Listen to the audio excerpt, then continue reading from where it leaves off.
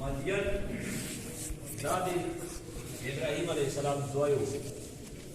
د ابراهیم علیه السلام پنځه زامنو نو دوا چې دي دا د قرآن کې تذکره شوی دو حضرت اسماعیل علیه السلام او حضرت اسحاق علیه السلام. دا پیغمبرون هم وو. دا درې چې دي د دغه قرآن کې تذکره نه دو شوی خو نوره روایتونو کې دا ارغلی دي. یو قیدار و، دریم څلرم چون آب مداین و او پنځم چون دا مدین و. نو د دغې د مدین په نوما باندې کوم ځای کې دا بد شوه ده بیا د زوی ته هم د ده نوما منتقله شوې د ده په نوما دغه زوی مشهور شوه ده مدین. د دغې خلکو ته الله جل جلاله شعیب علیه السلام رسته دغه مدین چې کومه علاقه وه دا انتهایی زرخیزه علاقه وه. د دغې چارو طرف ته باغونه و، زرخیزي وه او لوی لوی بوټي و. دارنګې د مدین چې کوم منډي وه نو دا په بین الاقوامي سطح باندې لویه منډي وه. د لوی لوی ملکونو نه به خلک ارتلل دلته تجارت ته. خو لیکن د دغه شهر په خلکو کې څه نقصانات وو. نو په دې کې نقصانات دا وو چې که چېرته به یې چاته یو شی په تول باندې ورکوو نو هغه ته به یې په تله کې ټګي کوله، کمای به یې ورته پکې کوم.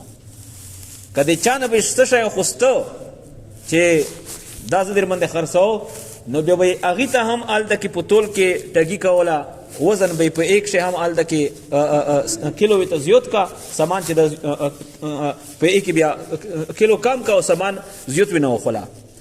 او درنګې کوم خلک په چې دغه شهر ته تلل خولیارې باندې به یې ته لوټېرې نوسته وو، هغې به ډاکې په اچولې.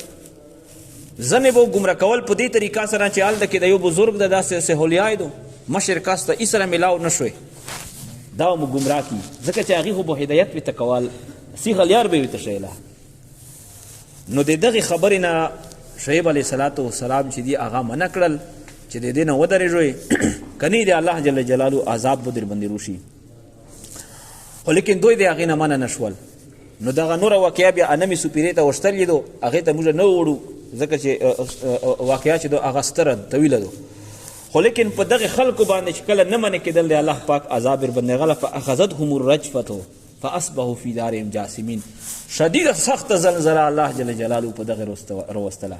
لکه په موږ خلکو باندې مخکې تقریبا 14-15 سال مخکې په بلاکوټ کې چې کومه راغلې 20 سال مخکې او دارنګې اوس په د نږدې وخت کې په د ترکي کې چې کومه راغله چې لوی لوی بلډینګونه خلکو لیدل چې په مځکه ننوتل.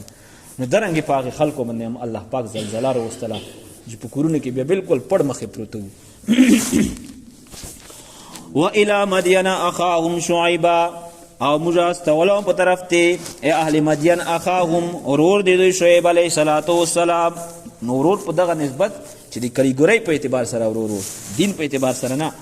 قال یا قوم اعبدوا الله ویته اویل شعیب علیه السلام چې ای قومه د مو د الله پاک عبادت وکوئ ما لکم من اله غیر نشته تاسو د پوره من اله د څوک معبود نه غیره علاوه د الله پاک نه د الله نه علاوه تاسو بل څوک معبود نشته کرساز مو نشته حاجت روا مشکل کشا مو نشته. قد جاءتكم بینة من ربکم تحقیق سره تاسو ته راغلی دي بینة واضح بیان من ربکم دی جانب د رب د تاسو نه د مو په صداقت مو په نبوت. لہذا فاوفوا الکیل والمیزان تاسو پورا ورکوئ الکیل پیمانه کوم شی چې په وږي کې وي پورا ورکوئ والمیزان کوم چې په تله باندې تلی شي پورا ورکوئ. ولا تبخسوا الناس اشیاءهم او تاسو ما کموئ د خلکو نه اشیاءهم شیونه د دوی. ولا تفسدوا فی الارض بعد اصلاحها تاسو فساد مه کوئ په مځکه کې بعد اصلاحها بعد اصلاح د دې درستګۍ د دې نه چې شرک پکې ختم ده اوس بیا تاسو شرک شروع کا. ذالکم خیر لکم ان کنتم مؤمنین دغه مذکوره خبره ډیره بهتره تاسو پورې چې تاسو ایمان اړونکي وئ. ولا تقعدوا بكل صراط او تاسو مخشنوئ بكل صراط په هر لار باندې توعدون چې تاسو خلق ډروئ ډاکې ورباندې اچوئ. وتصدون عن سبیل الله تاسو خلق بندوئ د لارې د الله جل جلاله نه هغې ته چې هغې سره چې ملاو نه شوئ.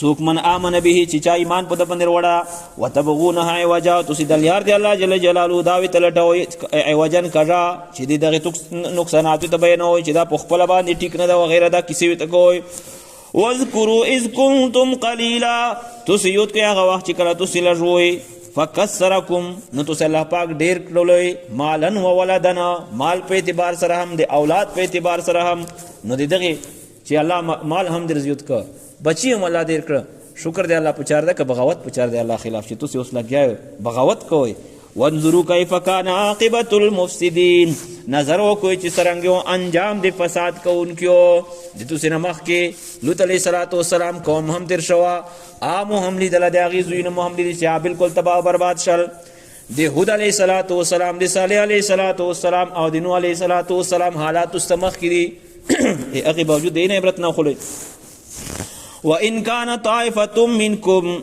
ان مخفف من المثقل انه او بشک سره شاندار چې وای وډل منکم دي تاسو نه امنو بالذي دی ایمان ور پاغه ذات باندې او پاغه شای باندې ورسلتو به چې ز پاغه رستول شو وطائفه لم يؤمنوا ايوا د سدلدو لم يؤمنوا چې ایمان نه در باندې وړه نو فصبروا حتى يحكم الله پاک مؤمنینو تسلی ورکي پیغمبرونو تسلی ورکي فصبروا صبر کوي حتى تر دې پر يحكم الله بيننا چې فیصله وکي الله جل جلاله بین میانځ د مشکل